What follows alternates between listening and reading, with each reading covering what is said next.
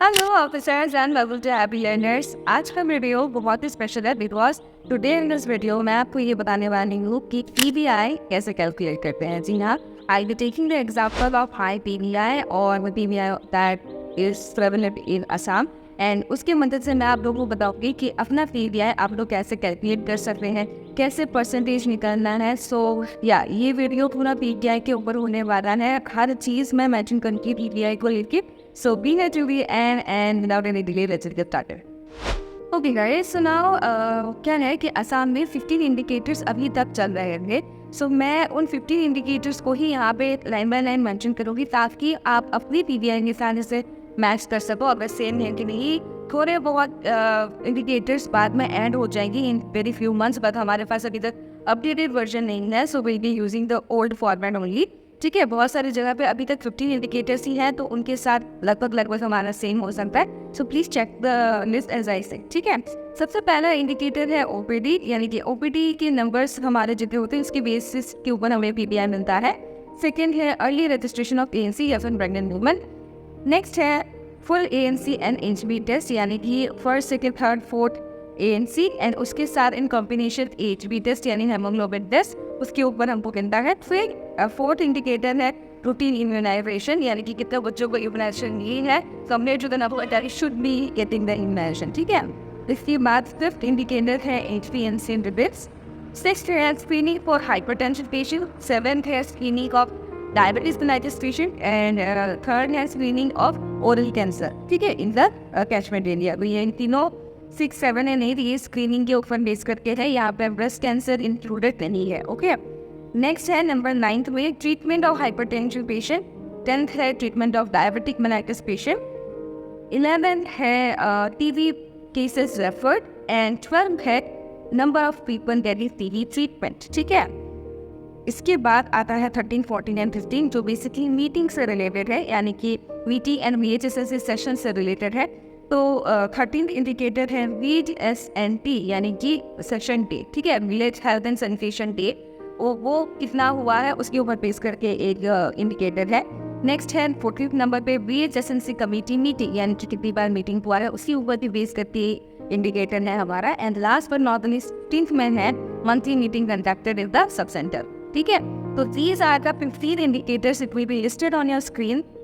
आप चेक कर सकते हो। आपके यहाँ पे टेली कंसल्टेशन से रिलेटेड इंडिकेटर्स हो सकते हैं, then let's say house home visit से लेके इंडिकेटर्स हो सकते हैं। तो बहुत सारे डिफरेंट इंडिकेटर्स हो सकते हैं। इनफैक्ट अभी नया एक इंडिकेटर जो उभर के आएगा वो है एनसीडी पोर्टल की एंट्री, उसके ऊपर भी बेस करके आपको इंसेंटिव्स मिलने वाली है। ठीक है, तो there are some extra indicators जो भी आप अगर ये समझ लोगे तो आप वो भी कैलकुलेट कर पाओगे। In case there is a difficulty you can always message me down in Instagram sending your PPI format and I will help you out as much as I can। ठीक है, हर इंडिकेटर के अलग अलग targets हैं, तो मैं आपके साथ वो डिस्कस करूँगी कि हर टारगेट का कितना करने से आपको 75% मिलेगा और कितना करने से आपको 100% मिलेगा। Now this can be very different in your state, तो आपको अपने हिसाब से वो फिर से कैलकुलेट करना पड़ेगा। ठीक है, तो let's continue the video. Okay guys, so आप लोगों को अभी अपने स्क्रीन पे एक चार्ट दिख रहा है। So this is basically the incentive format of Assam. ठीक है, तो सबसे पहले आपको जो टॉप में एक बॉक्स दिख रहा है जिसमें बहुत सारे कलम्स हैं, तो ये इन्फॉर्मेटरी कलम्स है। इसमें आपको अपने सारे इन्फॉर्मेशन फिल करने होते हैं।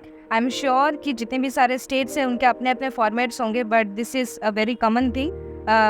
अगर इवन डिफरेंट लैंग्वेज में भी है तो ये सेम ही होगा। तो आपको अपना पीवीआई अच्छे से कंप्लीट करने के लिए या फिर पीवीआई के जो टारगेट्स हैं वो अच्छे से कंप्लीट करने के लिए आपको इसमें से कुछ इन्फॉर्मेशन चाहिए होंगी। ठीक है, जिसमें से सबसे पहले आता है total population, then estimated pregnant woman target, then population of above 30 years, then estimated infant 0 to 1 years के। ठीक है, देन एल्डरली। तो ये सारे जो नंबर्स हैं ये आपको पता होने चाहिए अपने सब सेंटर के। देन अगर आपको ये सब पता होता है तो आपको इजीली अपना टारगेट जो है आप लोग पता कर सकते हैं या फिर जान सकते हैं। Okay, so after filling this basic form हम लोग नीचे जा रहे हैं। तो नीचे अभी आप लोग को टेबल्स दिखेंगे, उसमें बहुत सारे कलम्स हैं। तो मैं बेसिकली आपको एक रिव्यू दे देती हूँ। सबसे पहले है हमारा सीरियल नंबर, इसके बाद आपको दिख रहा है डाटा एलिमेंट्स ऑब्लिक इंडिकेटर। सो नीचे इसके नीचे जितने भी सारे इंडिकेटर्स आपको दिख रहे हैं, दीज आर द इंडिकेटर्स जिसके ऊपर बेस करके हमको अपना PBI मिलता है, ठीक है। नाउ इसके बाद आप नेक्स्ट जो कॉलम है उसमें ब्रॉड में आप देखोगे बेस्ड ऑन परफॉर्मेंस दिया गया है। बेस्ड ऑन परफॉर्मेंस को 2 भागों में डिवाइड किया गया है, जिसमें से 75% का एक बेंचमार्क है एंड 100% का एक बेंचमार्क है, ठीक है। तो क्या होगा कि आप जो भी इंडिकेटर्स यहाँ पे डालने वाले हो उसको कैलकुलेट किया जाएगा कि आपने टारगेट के हिसाब से कितना परसेंटेज अचीव किया है। अगर आप टारगेट के दिए हिसाब के अनुसार जो भी 75% का टारगेट है वो अचीव करते हो तो आपको 75% ही PBI मिलेगा। अगर आपने जितना भी टारगेट दिया है उस टारगेट को बखूबी अचीव किया है, 100% अचीव किया है, तो आपको 100% अमाउंट उस PBI का मिलेगा, ठीक है। इसका डिफरेंस क्या डिफरेंस होगा वो हम अभी देख लेंगे। नेक्स्ट जो कॉलम आपको दिख रहा है वो है maximum amount for criteria for CHO, ठीक है। तो ये CHO का कॉलम है थर्ड लाइन पे, तो इस पे हम लोग ज़्यादा फोकस करेंगे एंड बाकी जो हिस्सा है वो हम छोड़ देंगे। तो इस वजह से मैं अभी जो है चार्ट को मैं जूम करती हूँ ताकि आपको अच्छे से CHO वाले पार्ट्स दिख जाएं, ठीक है। Okay, I feel this is enough for you guys. Now अभी हम लोग जूम करने के बाद हम लोग क्राइटेरियाज की तरफ बढ़ते हैं, जिससे कि हमको सब पता चल जाएगा इजी। सबसे पहला जो हमारा क्राइटेरिया है वो है OPD। ना OPD पे आप देखो A देकर लिखा गया है total OPD during the month, यानी इस मंथ को आपने कितना OPD किया है। Now based on your population आप कैसे निकालोगी कि आपका PBI मिलने का जो टारगेट OPD पॉपुलेशन है वो कितना है, ठीक है। तो यहाँ पे हम लोग अगर नीचे फोकस करते हैं, मैंने यहाँ पे एरो से मार्क किया है, आप देख सकते हो estimated at the rate 60 cases पर 1000 पॉपुलेशन। अगर आपका पॉपुलेशन जो है, अगर आपको 75% बेंचमार्क में PBI चाहिए तो, ठीक है। तो the least that you can do to achieve the PBI for this criteria is at least achieve 75% of the target. वो क्या है, 75% अचीव करने के लिए आपको क्या करना पड़ेगा, हर 1000 में से 60 OPDs आपको निकालने हैं। दैट मीन्स अगर आपके 5000 पॉपुलेशन है, so you will B multiplying 5 into 60, जिसका मतलब होता है 300, जैसा कि आप ऊपर देख रहे हैं 300 OPD per month for 5000 population. उस हिसाब से आपको निकालना है, ठीक है। तो अगर आप ये अचीव कर लेते हो तो आपको 75% मिलेगा। Now you can do it for your other ranges. आप 7000 का भी निकाल सकते हैं, 8000 का भी निकाल सकते हैं, ठीक है। कंपैरेटिवली आप निकालते जाओ। जिन लोगों का पॉपुलेशन बहुत ज़्यादा है तो उनका बर्डन भी बहुत ज़्यादा हो जाएगा। In that case you can always talk to your block and district to find out a solution for you guys, ठीक है। इसके बाद सिमिलरली हम 100% अगर PBI अचीव करना चाहते हैं तो हम यहाँ पे देख रहे हैं नीचे दिया गया है 80 केसेस पर 1000 पॉपुलेशन। तो सिमिलरली अगर मेरा पॉपुलेशन 5000 है तो मैं 5 into 80 करूँगी, जिसका रिजल्ट आएगा 400, यानी कि मेरे को 400 OPD करना है, ठीक है। अगर हम 75% बेंचमार्क अचीव करते हैं तो हमको इस क्राइटेरिया के लिए 750 रुपीज़ मिलेंगे। अगर हम 100% अचीव करते हैं तो हमको 1000 रुपीज़ इस इंडिकेटर के लिए मिल जाएगा, ठीक है। So this is the first indicator of PBI जो असम में है। आई एम वेरी श्योर कि ये बाकी स्टेट्स में भी होगा, ऊपर नीचे हो सकता है, but it will be mostly same. इस हिसाब से आप कैलकुलेट कर सकते हो। नेक्स्ट हम लोग बढ़ते हैं नेक्स्ट इंडिकेटर की तरफ, जहाँ पे हमारा इंडिकेटर है अर्ली ANC रजिस्ट्रेशन, जिसका मतलब है कितनी जल्दी प्रेग्नेंट वुमेन ने अपना प्रेगनेंसी रजिस्ट्रेशन करवाया है। Usually the target is to get registration before 12 week of pregnancy और within 12 week of pregnancy. 12 हफ्तों के अंदर हमें प्रेगनेंसी जो है वो रजिस्ट्रेशन करवा देनी चाहिए। हम इसे कैसे निकालेंगे? नंबर A पे आप देख रहे हो number of pregnant women registered during the month, यानी कि मान लीजिए अगर हम लोग जुलाई का PBI कैलकुलेट कर रहे हैं तो जुलाई में कितने प्रेग्नेंट वुमेन ने रजिस्ट्रेशन किया, वो आप यहाँ पे नंबर लिखोगे।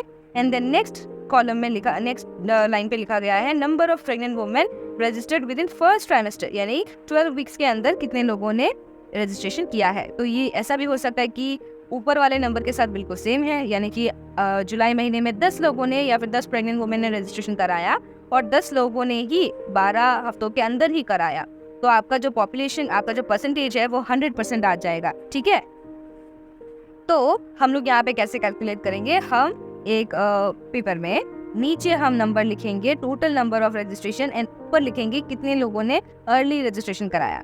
इस फ्रैक्शन को हम डिवाइड करेंगे एंड डिवाइड करने के बाद हमारे पास एक डेसिमल वाला नंबर आएगा जिसको हम लोग 100% के साथ मल्टीप्लाई करेंगे। मैं आपको अभी एक छोटा सा एग्जांपल दिखाती हूँ। मान लीजिए हमारा टोटल रजिस्ट्रेशन हुआ है 10 एंड अर्ली रजिस्ट्रेशन हुआ है 8, तो हम इसको 8/10 पेपर में लिखेंगे एंड इनटू 100% कर देंगे। तो 8/10 का आई होप 0.8 आएगा, इनटू 100 करने से वो 80% आ जाएगा। तो नीचे हमारा परसेंटेज आएगा, percentage of pregnant women registered with in first trimester is हमारा है 80%। तो यहाँ पे आप देख रहे हो 75% के बेंचमार्क कॉलम में 60% दिया गया है एंड 100% पीबीआई के लिए हमारा टारगेट है 80%। तो क्योंकि हमारा अभी का जो रिजल्ट है वो 80% आया है, तो हमें इसमें भी 100% पीबीआई हमको इसमें मिलेगा, दैट इज 1000। नेक्स्ट हमारा आता है full ANC and HB test. इसमें हम दो चीज़ों को ध्यान से देखते हैं। सबसे पहले हमारा first, second, third, fourth ANC कितने हुए एंड हेमोग्लोबिन उस हिसाब से कितने हुए। यूजुअली द रूल इज कि हमारा फर्स्ट, सेकेंड, थर्ड, फोर्थ जितने भी एएनसी हुए हैं उन सभी एएनसी के साथ हमारा हेमोग्लोबिन टेस्ट होना ज़रूरी है। यानी कि अगर हमने 50 एंटीनेटल चेकअप्स किए हैं तो हमारा हेमोग्लोबिन टेस्ट भी 50 होना चाहिए, ठीक है।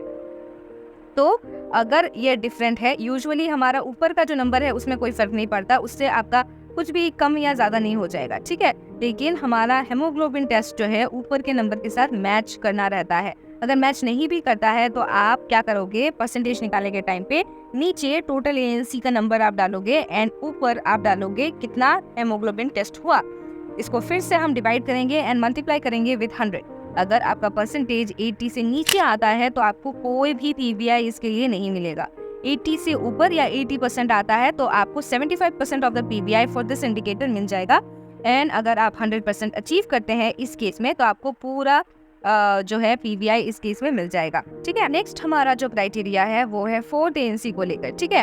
तो फोर्थ एएनसी में आपको क्या करना है, यहाँ पे सबसे पहले दिया गया है डी पे, आप देख सकते हैं number of pregnant women due for fourth ANC, यानी कि इस महीने कितने प्रेग्नेंट वुमेन को फोर्थ एएनसी मिलने हैं रूटीन के हिसाब। एंड नीचे नंबर ई पे आपको लिखना है कितने प्रेग्नेंट वुमेन को एक्चुअल में फोर्थ एएनसी मिला है।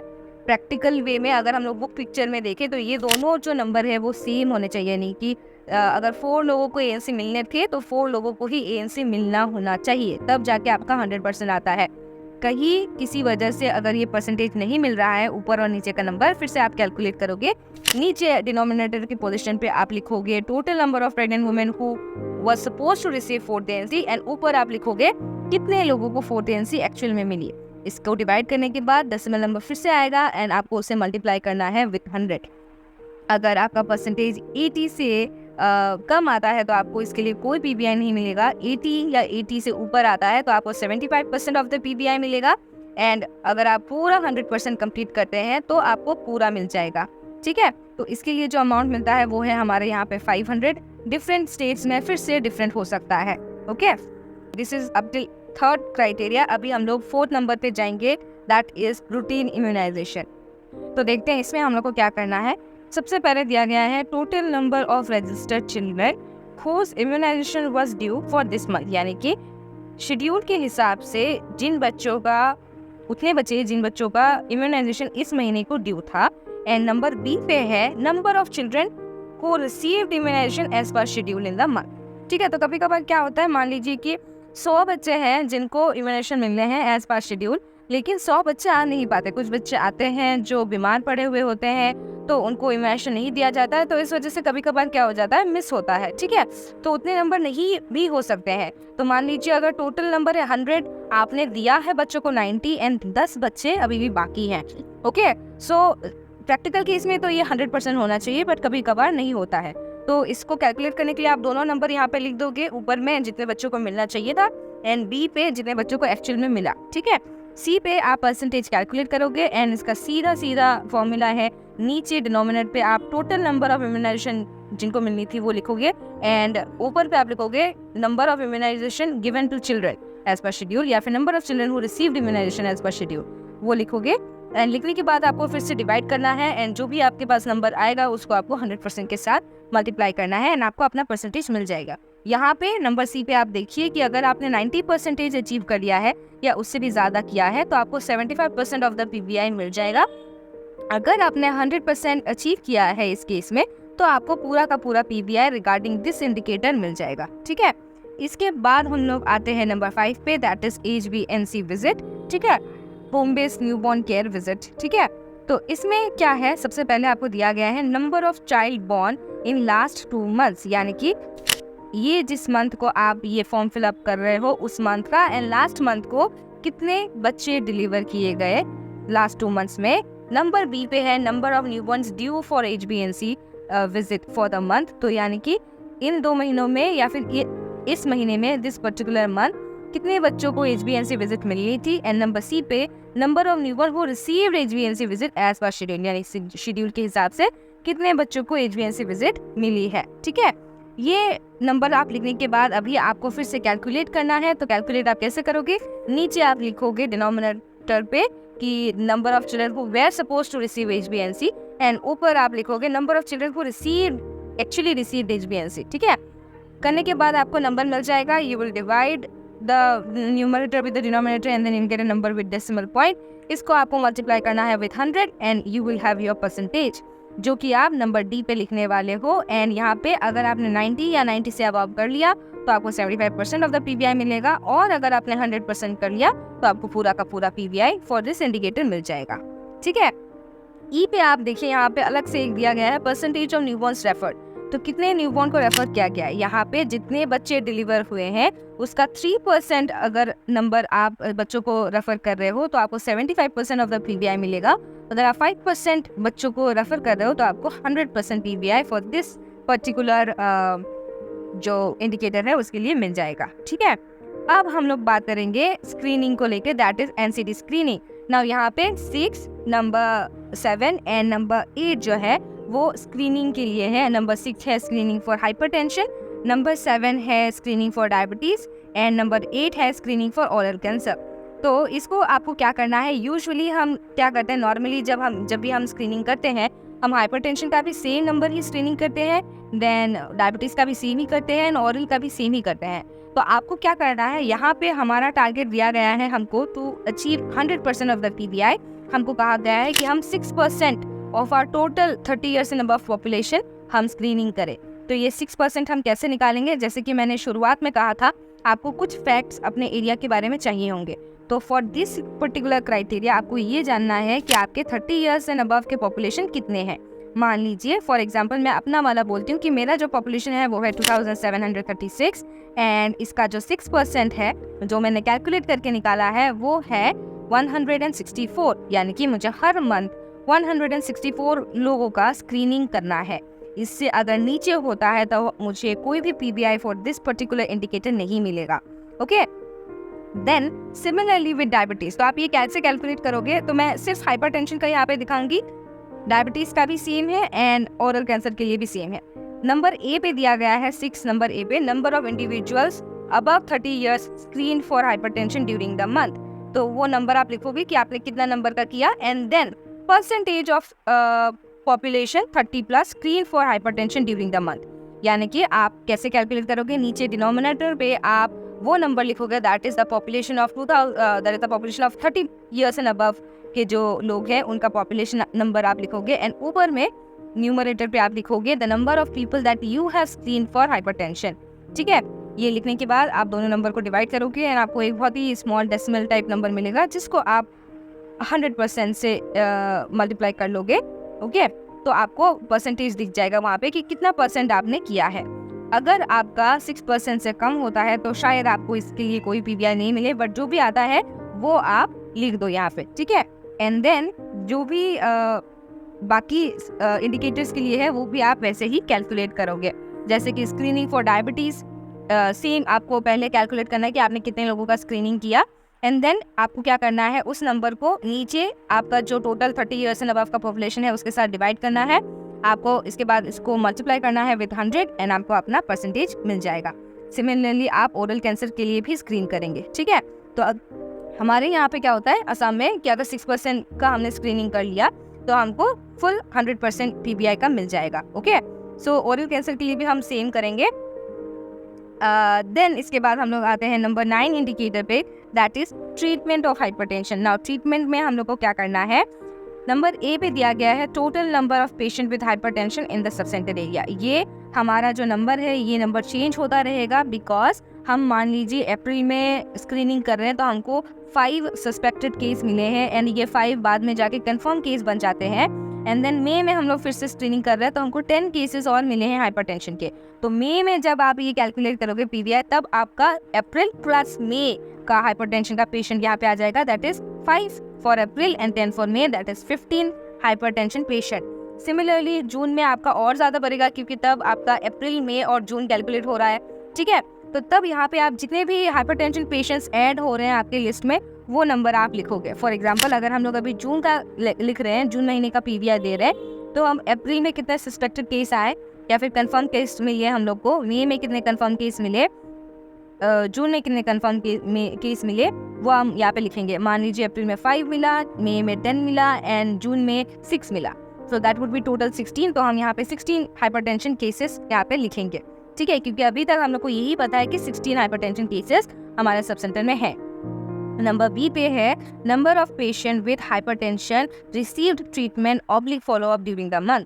इसमें आप लोग को लिखना है इसमें जो 15 लोग हैं, इन 15 लोगों में से कितने लोगों को ट्रीटमेंट या फिर फॉलोअप मिली है। कभी कभार हर महीने हर लोग नहीं आते हैं तो इसमें क्या होता है कि डिसबैलेंस होता है, ठीक है।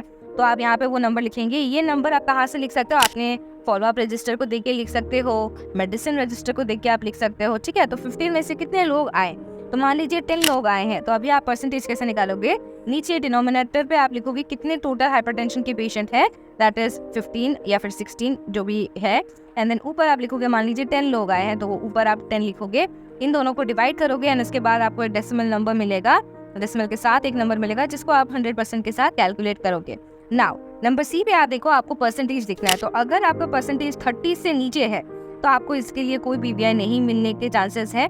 अगर 30% आपने अचीव कर लिया है तो आपको 75% ऑफ द पीवीआई मिल जाएगा, एंड अगर आपने एटलीस्ट 50% अचीव कर लिया है तो आपको 100% पीवीआई मिल जाएगा। सिमिलरली हम डायबिटीज का भी कैलकुलेट करेंगे, तो इसलिए मैं इसको और इलेबोरेट नहीं कर रही, and then we will move down to number 11, that is TB cases notified presumptive. इसमें हम लोग कुछ नहीं लिखेंगे, नीचे नंबर ए पे हम लोग लिखेंगे that is number of TB cases referred for screening. हमने कितने लोगों को टीबी केसेस के लिए स्क्रीन करने के लिए भेजा है, ठीक है। तो मान लीजिए आपने 10 लोगों को भेजा है, अब आप अपना परसेंटेज कैसे निकालेंगे कि आपको कितना टारगेट वाइज भेजना है, आपके टारगेट के हिसाब से आपको कितना भेजना है। तो for that you will have to observe your OPD. आपके महीने का जितना भी ओपीडी होता है उसका 3% आपको टीबी केसेस के लिए रेफर करना होता है, ठीक है। तो मान लीजिए अगर 300 है आपका पॉपुलेशन, तो आपको 300 का 3% जितना भी आता है, कितने लोगों को आपको टीबी स्क्रीनिंग के लिए भेजना है। Okay, so this way you will be able to find out कि आपने कितने लोगों को भेजा है। आप क्या करोगे, अपना जो भी पॉपुलेशन है लास्ट मंथ का जो आपका ओपीडी है वो आप निकाल लो, फॉर एग्जांपल 400, एंड 400 का 3% आप निकाल लो, ठीक है। जो भी नंबर है उस नंबर के आसपास या उससे थोड़ा ज़्यादा आपको स्क्रीनिंग, टीबी स्क्रीनिंग के लिए भेजना है। इस हिसाब से आपका 3% जो है वो कंप्लीट हो जाएगा। अगर आप ये कर लेते हो तो आपको फुल 100% पीबीआई इसके लिए मिल जाएगा, ठीक है। नेक्स्ट है टीबी पेशेंट रिसीव्ड ट्रीटमेंट। तो इसमें क्या है, नंबर ए एंड बी पे ध्यान देते हैं हम लोग। Total number of TB patient in the sub centre area, यानी कि आपके सब सेंटर एरिया में कितने टीबी पेशेंट्स हैं, तो उसमें आप लिख दो या तो 2 है या तो 5 है, ठीक है। लिखने के बाद नीचे दिया गया है नंबर ऑफ टीबी पेशेंट्स जिनको ट्रीटमेंट मिल रही है। तो मान लीजिए कुछ टीबी पेशेंट्स है, मान लीजिए 5 टीबी पेशेंट्स है आपके एरिया पे, एंड उसमें से 2 जो है वो ट्रीटमेंट लेना ही नहीं चाहते, बहुत बोलने के बाद भी वो लोग नहीं ले रहे हैं दवाई, तो दिस इज द गैप, ठीक है। तो अगर ऐसा है तो आपको आपके पीवीआई में भी हैम्पर करेगा ये चीज़। तो क्या होता है कि जितने टीबी पेशेंट्स हैं सबको ट्रीटमेंट मिलनी होती है एंड सबको ट्रीटमेंट लेनी होती है, ओके। तो इसमें आपका कोई भी रिलैक्सेशन नहीं दिया गया है। यहाँ पे नंबर सी पे आप देख सकते हो कि percentage of TB patient receive treatment as per protocol during the month, इसमें 100% ही आपको अचीव करना पड़ेगा, तभी जाके आपको कोई पीवीआई इस केस में मिलेगा, ठीक है।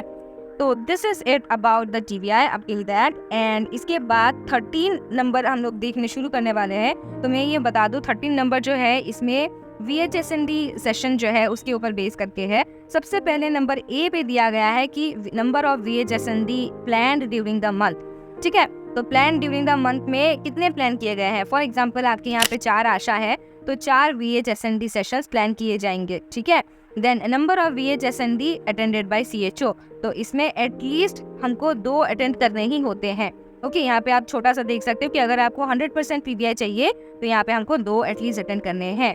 अगर आप 4 करते हो तो बहुत बढ़िया, कोई बात नहीं, आपको 100% ऑफ द PBI मिल जाएगा। ठीक है, तो ये आप अपने हिसाब से बिठा दो। एंड देन अगर आप 2 से ऊपर VHSND सेशंस अटेंड कर रहे हो तो आपको फुल इंसेंटिव मिल जाएगा। इसमें परसेंटेज की कोई बात नहीं है, जितना भी आपका VHSND सेशन है उसमें महीने में एटलीस्ट 2 सेशंस आपको ज्वाइन करने होते हैं। नेक्स्ट है number of VHSND attended bye ANM and MPW। तो इसका ये जो लाइन है ये सिर्फ ANM एंड MPW के लिए है, तो ये हम लोग अभी इग्नोर करेंगे। ठीक है, ये आप नंबर बिठा सकते हो जितना उन्होंने अटेंड किया है, but this won't relate to your PBI। ये ANM एंड MPW के लिए दिया गया है। ओके, नेक्स्ट आता है VHSNC या फिर मास मीटिंग। तो ये एक इंडिकेटर है, यानी कि number of VHSNC oblique mass meeting held during the month. तो उसमें कितना है, 4 है तो 4 लिखेंगे, 5 है तो 5 लिखेंगे। देन उसमें से कितना नंबर बी पे दिया गया है कि कितना CHO ने अटेंड किया है, तो वो आप लिख दो। तो सिमिलर एटलीस्ट अगर 100% आप अटेंड करते हो तो जाके आपको फुल इसका बेनिफिट मिलेगा। ठीक है, नंबर सी पे ANM का काउंट दिया गया है, नंबर डी पे आशा का काउंट दिया गया है, तो उस हिसाब से सभी को अपना अपना PBI मिलेगा। CHO का क्राइटेरिया है कि उसको 100% चाहिए as mentioned in number E. ठीक है, इसके बाद ये हो गया हमारा number 40। And now last but not the least we have come up to our number 15, that is the last indicator for Assam sub centre monthly meeting, यानी कि मंथ में सब सेंटर में कितनी मीटिंग हुई है। As per rule at least 1 meeting हम लोग को कंडक्ट करनी होती है, एंड अगर आपने 1 मीटिंग कंडक्ट किया है देन आपको इसका पूरा PBI मिल जाएगा। ठीक है, तो this is how we calculate our PBI। So this was it guys. उम्मीद करती हूँ कि आप लोग को इस वीडियो में सब कुछ समझ में आया। ये वीडियो पर्टिकुलरली उसी सेक्शन पे था कि PBI को हम कैसे कैलकुलेट करें। ठीक है, हम कैसे सही नंबर बिठाए ताकि हमको PBI मिले।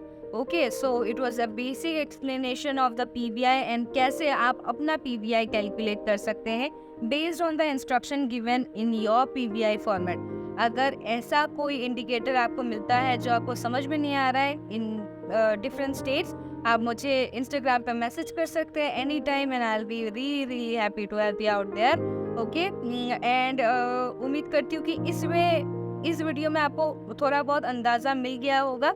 माय नेक्स्ट वीडियो जो कि मैं प्लान कर रही हूँ कि मैं ऐसा बनाऊँ कि कैसे आप विद इन टाइम अपने टारगेट्स को फिलअप कर सकते हैं एंड कैसे before the beginning of the month आपके पास अपने टारगेट्स हो और कैसे आप उसको अचीव कर सकते हैं, उसको ऊपर भी मैं एक वीडियो बनाऊंगी।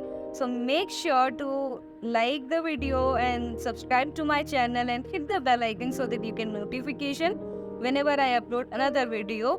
And अगर आप एक budding CHO हैं, this channel is going to help you a lot. You just have to go to my playlist and वहाँ पे CHO's World जो playlist है उस पर आप चेक करो तो आपको CHO से related बहुत सारे videos मिलेंगे from various topics. So please go check out that, and also you can check out CHO Shorts जहाँ पे small problems के solutions मैं बताती हूँ, तो do check out that as well. So yeah, please subscribe to my channel for the upcoming videos and do support me like you have always. इस video में इतना ही, मिलती हूँ अगले वीडियो में। Till then, bye bye and happy learning.